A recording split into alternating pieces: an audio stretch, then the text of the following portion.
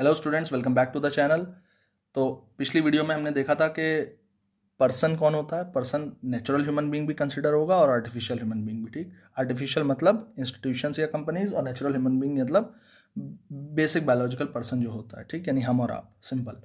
अब natural human being के case में हमने देख लिया था कि कैसे मिस्टर एक्स की रेजिडेंशियल शिप डिसाइड हो रही थी, मिस्टर वाई की रेजिडेंशियल शिप डिसाइड हो रही थी। पिछले एग्जाम्पल्स में हमने ये देख लिया था। ठीक, पिछली वीडियो को देखे बगैर अगर आप इस वीडियो को देख रहे हैं, you are not going to understand a single point. Please remember, always watch previous video before watching this video. Okay, institutional residentship की अगर मैं बात करूं तो इंस्टीट्यूशन के अंदर जो है बहुत सारी चीज़ें हैं। कंपनीज भी आती हैं, बहुत सारे एजुकेशनल इंस्टीट्यूशंस भी आते हैं। तो मैंने कुछ एग्जांपल्स लिए हैं जिससे आपको क्लियर हो जाएगा। First I have taken the example of SBI, State Bank of India. अब State Bank of India is having office in England.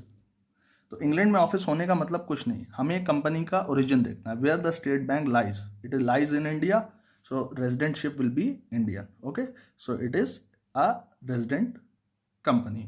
Okay, इसी तरीके से माइक्रोसॉफ्ट यूएसए की कंपनी है, but it's have offices in India.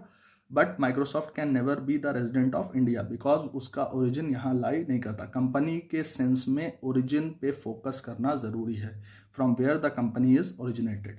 इसी तरीके से एक एजुकेशनल इंस्टीट्यूशन है एमआईटी यूनिवर्सिटी, उसकी एक ब्रांच है लंदन में।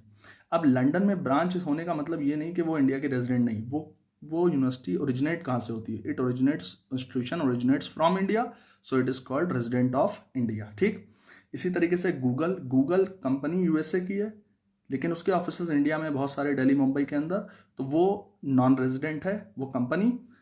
ठीक, भले ही वो यहाँ पे कुछ भी कर रही है, उससे मतलब नहीं है। ठीक, ओरिजिन देखना जरूरी है कंपनी के केस में। ठीक है, अब नेक्स्ट मैं बात करूंगा सिटीजन वर्सेस रेजिडेंशिप। कुछ बातें मैंने यहाँ पे लिखी हैं।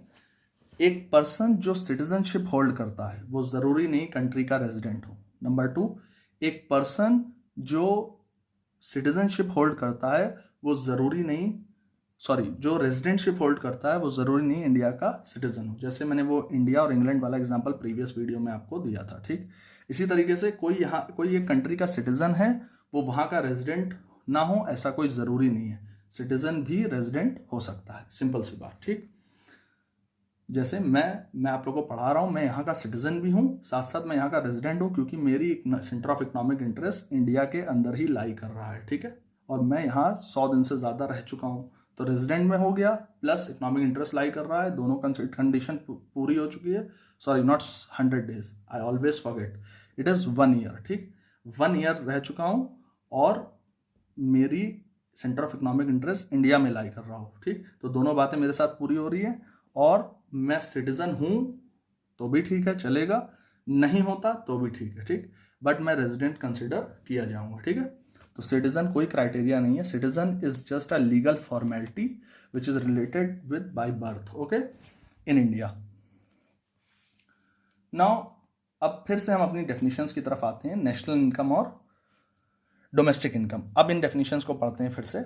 It is sum total of factor income generated by resident. Now you got the point, मतलब कि वो लोग जो इंडिया के रेजिडेंट हो, सिटीजन होने का कोई फंडा नहीं है। ठीक, और सिटीजन है भी तो भी कोई फंडा नहीं, रेजिडेंट होना जरूरी है। मतलब या तो वो 1 साल तक रहे इंडिया में, नंबर 2, पहली कैरेक्टरिस्टिक्स फॉलो हो गई। नंबर 2, जो भी बिजनेस करें, सेंटर ऑफ इकोनॉमिक इंटरेस्ट जो भी उनका इनकम का सोर्स हो, वो इंडिया में ही लाई करता हो। सारी economic activity, consumption, investment, production, वो इंडिया में ही करते हो। ठीक, अब वो रेजिडेंट तो हो गए सर। तो नेशनल इनकम मैंने आपको बताया था कि ये पर्सन बेस्ड होती है, तो यहां पे रेजिडेंट होना जरूरी है।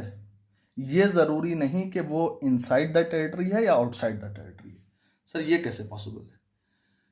अब इसको समझने के लिए मैं आपको बहुत ही बेसिक चीज बताता हूं। जैसे मान लीजिए कोई बंदा है, उसका बिजनेस इंडिया में भी है और उसका बिजनेस इंडिया के बाहर भी है। ठीक, अब क्योंकि वो रेजिडेंट तो इंडिया का है, ठीक, भले ही उसका बिजनेस इंडिया के बाहर भी उसकी ब्रांचेस है, वहां से भी वो कमाता है, तो बाहर से कमाए अंदर से कमाए हमें कोई मतलब नहीं, हमें सिर्फ देखना है कि उसको रेजिडेंट होना चाहिए इंडिया का। ठीक, जैसे इस केस में एसबीआई रेजिडेंट कंपनी है इंडिया की। अब वो इंडिया में कमाए, इंग्लैंड से कमाए, यूएस से कमाए, जापान से कमाए, चाइना से कमाए, इससे मतलब नहीं है। वो सारा का सारा हमारी काउंटिंग नेशनल इनकम में आएगी, क्योंकि वो रेजिडेंट है। ठीक, डोमेस्टिक इनकम की वही मैं बात करूं तो डोमेस्टिक इनकम का मतलब क्या है कि इकोनॉमिक टेरिटरी में होना चाहिए, ठीक। चाहे वो रेजिडेंट कमा रहा हो चाहे वो नॉन रेजिडेंट कमा रहा हो, इससे मतलब नहीं है, ठीक। तो डोमेस्टिक इनकम में होने के लिए इकोनॉमिक टेरिटरी फोकस है, यानी प्लेस फोकस्ड हम होते हैं। मैंने आपको पहले भी बताया था प्लेस क्या है, जो टेरिटरी होनी चाहिए वो विद इन इकोनॉमिक टेरिटरी होनी चाहिए। और इकोनॉमिक टेरिटरी का मतलब मैं आपको बता चुका हूँ, वो सारा एरिया जहाँ तक इंडिया के पर्सन, गुड्स या कैपिटल सर्कुलेट करता है, वो डोमेस्टिक इनकम में काउंट होगा, ठीक। तो सर इस हिसाब से कोई एग्जांपल दे दीजिए। बहुत बढ़िया से, मैंने कहा वही एसबीआई वाला एग्जांपल।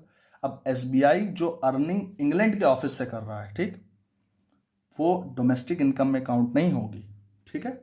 लेकिन एसबीआई जितनी भी अर्निंग इंडिया की इकोनॉमिक टेरिटरी से कर रहा है, इंडिया की इकोनॉमिक टेरिटरी जहां तक है वहां तक वो अर्निंग कर रहा है, वो सारी की सारी इकोनॉमिक टेरिटरी के अंदर जो अर्निंग कर रहा है वो डोमेस्टिक इनकम में काउंट होगी। अब वो चाहे रेजिडेंट कर रहे हो चाहे वो नॉन रेजिडेंट, कोई फॉरेनर भी इंडिया में काम कर रहा है एसबीआई के अंदर, कोई मतलब नहीं, no problem. We do not consider the this state, resident और नॉन रेजिडेंट, ठीक। तो ये एक बेसिक मैंने आपको नेशनल इनकम और डोमेस्टिक इनकम की डेफिनेशन को और क्लेरिफाई किया। In upcoming videos I will tell you more example to understand the fact what is this whole concept of income to be national और डोमेस्टिक। ये कैसे पता चलेगा कि कोई इनकम नेशनल है या डोमेस्टिक है या दोनों है, ठीक। तो ये कुछ क्वेश्चंस हैं जो आपके दिमाग में आएंगे इतना पढ़ने के बाद, ठीक। तो please concentrate on the videos. Any problem comment down and ask me. Let me focus this.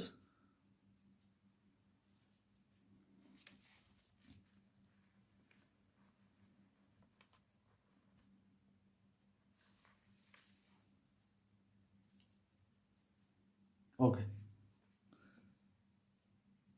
Thank you, class.